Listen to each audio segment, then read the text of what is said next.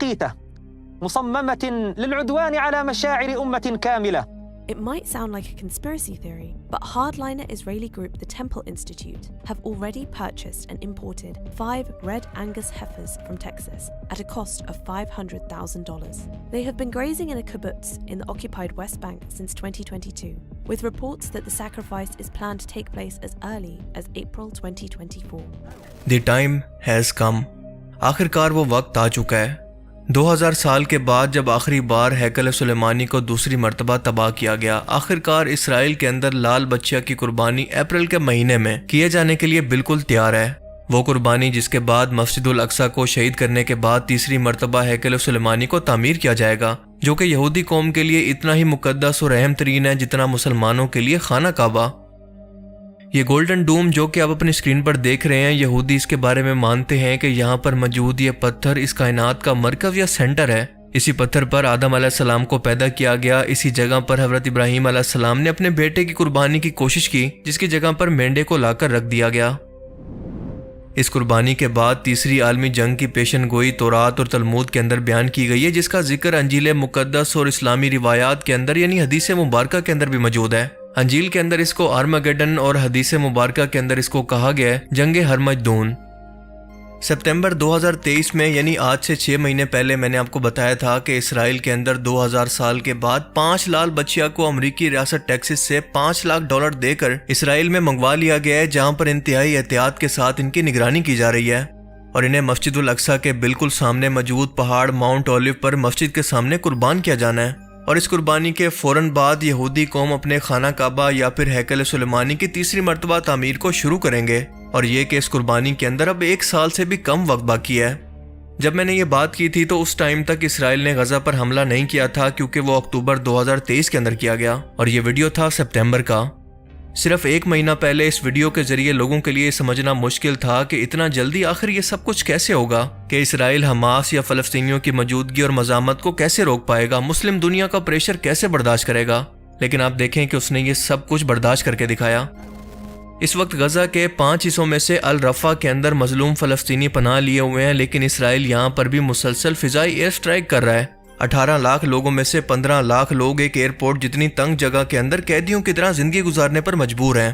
یہاں پر بنیادی انسانی ضرورتیں، کھانا پینا اور میڈیکل تک کی سہولت تک موجود نہیں ہیں. امریکہ نے اسرائیل کو وارن کیا ہے کہ جیسے وہ پہلے غزہ پر حملے کے اندر اسرائیل کی مالی اور اسلحے کے ذریعے مدد کر رہا تھا، الرفا پر حملے کے لیے بالکل نہیں کرے گا، کیونکہ اب فلسطینیوں کے پاس کہیں اور جانے کا راستہ نہیں ہے. وہ بند گلی کے اندر پہنچ چکے ہیں. ایک طرف مصر اپنا بارڈر نہیں کھول رہا تو دوسری طرف سمندر ہے، تو باقی دونوں طرف سے اسرائیلی فوجیں ان کو گھیرے ہوئے ہیں. لہٰذا اب کی بار الرفا پر یہ حملہ دراصل فلسطینیوں کی نسل کشی ہوگی، نہ کہ جنگ. لیکن اسرائیل نے واضح طور پر یہ کہا ہے کہ چاہے امریکہ اس حملے کے اندر اس کی مدد کرے یا نہ کرے، لیکن وہ پھر بھی رفح کو مکمل طور پر تباہ کر کے فلسطینیوں کا وجود ہی اس سرزمین سے ہمیشہ کے لیے مٹا دے گا، ورنہ یہ لوگ اپنی جان بچا کر خود ہی یہاں سے بھاگ جائیں. اب آپ لوگ خود سمجھ سکتے ہیں کہ اسرائیل ایسا کیوں کر رہا ہے. ظاہر سی بات ہے کہ 3rd ٹیمپل کی تیاری کے لیے. وہ نہیں چاہتا کہ اس دوران کسی بھی طرح سے غزہ سے ان کو مزاحمت کا سامنا کرنا پڑے، لہٰذا ان کا پتہ ہی ہمیشہ کے لیے صاف کر دے. دوسری طرف وہ مسلمان امت کی نبض کو بھی دیکھ چکا ہے کہ ان جیسے بے حس بے غیرت حکمران موجود ہوں تو اسے زیادہ سوچنے کی ضرورت ہی نہیں ہے، جنہوں نے اپنے مسلمان بھائیوں، عورتوں، بچوں کو اسرائیلی فوج کے رحم و کرم پر چھوڑ دیا ہے. یہاں تک کہ خود سعودی عربیہ یمن کے ہوتی باغیوں کی طرف سے اسرائیل کے شپس کے لیے سوئز کینال کا راستہ بند کرنے کے بعد سے اسرائیلی آرمی کو یہ آئل اردن کے راستے یعنی بائی روڈ یہ تیل پہنچا رہا ہے. اور یہی وہ تیل ہے جو کہ اسرائیلی جہازوں کے اندر غزہ پر بمباری کے لیے استعمال ہوتا ہے یا پھر ان کے ٹینکوں کے اندر استعمال ہوتا ہے. بحرین، قطر، یمن، لبنان، اردن نے کافی حد تک غزہ کی مالی مدد تو کی ہے، لیکن سعودی عربیہ، UAE اور ایجپٹ یعنی مصر جیسے ملک ٹوٹلی بے حس ہو چکے ہیں. پوری مسلم دنیا کو تو چھوڑ دیں، اگر صرف عرب ملک اکٹھے ہو کر اسرائیل کے خلاف ایک طاقت بن جائیں، اس کا بائیکاٹ کر دیں، تو اس کا وجود ایک دن بھی باقی نہیں رہ سکتا. مگر افسوس کہ یہ اجمی مسلمان ہیں، عربی نہیں، کیونکہ عربی مسلمان تبھی ختم ہو گئے تھے جب ان سے سلطنت عثمانیہ نے بادشاہت چھینی تھی. جیسا کہ اللہ نے قرآن کریم کے اندر فرمایا تھا، جس کا مفہوم ہے کہ اگر تم اس فرمان کو پیٹ دکھاؤ گے جو کہ تمہیں بھیجا گیا تھا یعنی قرآن کریم کو، تو تمہیں ہٹا کر کسی اور قوم کو لے آئیں گے جو کہ اللہ کی فرما بردار ہوگی. عربوں سے پہلے بنی اسرائیل قوم اللہ کی لاڈلی امت تھی، اور اس نے بھی اللہ کے پیغام کو جب پیٹ دکھائی تو ان کی جگہ عرب کو دنیا کی خلافت سونپ دی گئی. اور جب عرب نے بھی بالکل اسی طرح سے اللہ کے قرآن یعنی اللہ کے پیغام کو پیٹ دکھائی تو ان سے دنیا کی خلافت کو چھین کر سلطنت عثمانیہ کے حوالے کر دی گئی۔ اس لال بچیا کی قربانی کے بعد تیسری عالمی جنگ کی پیشن گوئیوں اور پھر دجال کے ظہور کی پیشن گوئی علامی کتابوں کے اندر قیامت کی آخری نشانی کے طور پر موجود ہے۔ یہودی قوم جس آخری مسیح کی 2000 سال سے منتظر ہے وہ تورات کی پیشن گوئی کے مطابق حضرت عیسیٰ علیہ السلام تھے، جنہیں اس قوم نے سازش کروا کر رومی بادشاہ کے حکم پر سولی پر لٹکانے کی کوشش کی، لیکن اللہ نے انہیں زندہ آسمانوں پر اٹھا لیا۔ اور اب کی بار جو مسیح ان کا تیسری عالمی جنگ کے بعد ان کا بادشاہ بن کر سامنے آئے گا وہ دراصل جھوٹا مسیح یعنی دجال ہوگا، جس کا خاتمہ کرنے کے لیے عیسیٰ علیہ السلام دنیا کے اندر واپس آئیں گے، کیونکہ اللہ کے رسولوں کو ان کا پیغام پہنچانے سے پہلے قتل نہیں کیا جا سکتا، لیکن اس بار وہ رسول نہیں بلکہ رسول اللہ کا امتی بن کر دنیا کے اندر واپس آئیں گے اور اس فتنہ عظیم یعنی دجال کا خاتمہ کریں گے، جسے ختم کرنا کسی اور کے بس میں نہیں ہوگا۔ وہ دین اسلام کو پوری دنیا پر نافذ کریں گے۔ حضرت عیسیٰ علیہ السلام اس وقت دمشق کی ایک جامع مسجد پر آسمان سے فرشتوں کے کندھوں پر ہاتھ رکھ کر تشریف لائیں گے جب امام مہدی علیہ السلام اور ان کی فوج کو دجال اور اس کی فوج نے دمشق کے ہی کسی مقام پر کسی جگہ پر گھیر لیا ہوگا۔ حدیث مبارکہ کے مطابق امام مہدی علیہ السلام کا ساتھ دینے کے لیے یا پھر ان کی فوج کے اندر جو کالے جھنڈوں کی جماعتیں شامل ہوں گی وہ عرب کے مشرق یعنی آج کے ہندوستان، پاکستان، ایران اور افغانستان کی طرف سے آئیں گی، جنہیں اس وقت خراسان کہا جاتا تھا۔ اللہ کے رسول نے فرمایا تھا کہ ان فوجوں کا روح کوئی پھیر نہیں سکے گا، ان کو کوئی نہیں روک سکے گا، یہاں تک کہ وہ ایلیا یعنی یروشلم کے اندر جا کر موجودہ اسرائیل میں جا کر امام مہدی علیہ السلام سے ملاقات کریں گی، ان کی فوج میں شامل ہو کر امام مہدی علیہ السلام کی خلافت کو قائم کریں گی۔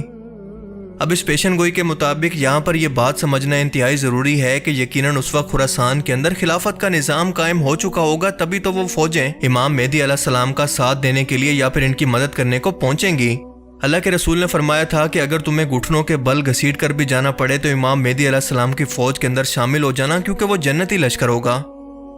افغانستان میں حال ہی میں اسلامی خلافت کا نظام، پاکستان کے اندر ڈکٹیٹرشپ کے خاتمے کے اشارے، ہندوستان کے اندر مسلمانوں پر بڑھتے فسادات، کیا یہ سب کچھ بلا وجہ ہو رہا ہے؟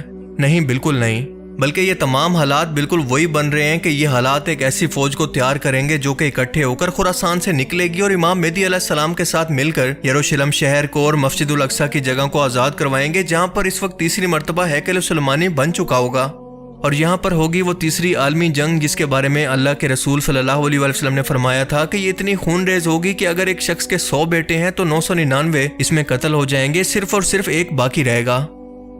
لیکن اس خون ریز جنگ کے بعد یا پھر مشکل کے بعد اللہ تعالیٰ آخر کے اندر مومنین کو یا مسلمانوں کو فتح دے گا۔ یہودی، عیسائی اور منافقین شکست کھا کر بھاگیں گے اور یہودی فوج چھپ کر غرقد کے درخت کے اندر پناہ لے گی، جس کا وہ آج جگہ جگہ پر اسرائیل یا یروشلم کے اندر پورا بھاگ لگا چکی ہے۔ اس تیسری عالمی جنگ کی فتح کے بعد اور دجال کے قتل کے بعد حضرت عیسیٰ علیہ السلام پوری دنیا پر ایک ہی حکومت کو نافذ کریں گے۔ اس وقت پوری دنیا کے اندر صرف ایک ہی دین ہوگا یعنی دین اسلام، اور اس کے بعد قیامت کا آغاز ہوگا۔ اب آپ خود اندازہ لگائیں کہ ہم اینڈ ٹائمز یعنی قیامت کے کتنا قریب پہنچ چکے ہیں۔ یہ فکر کی بات نہیں بلکہ خوشی کی خبر ہے، کیونکہ ہم نے اپنی زندگی کے اندر ان پیشن گوئیوں کو پورا ہوتے ہوئے اپنی آنکھوں سے دیکھ لیا۔ ہمارے پاس سوچنے کے لیے ابھی بہت وقت ہے کہ ہم اپنی آخرت کی فکر کریں، اللہ تعالیٰ کو راضی کریں، اور اس جنگ کے بعد ایک لمبا امن و سکون کا دور بھی آنے والا ہے۔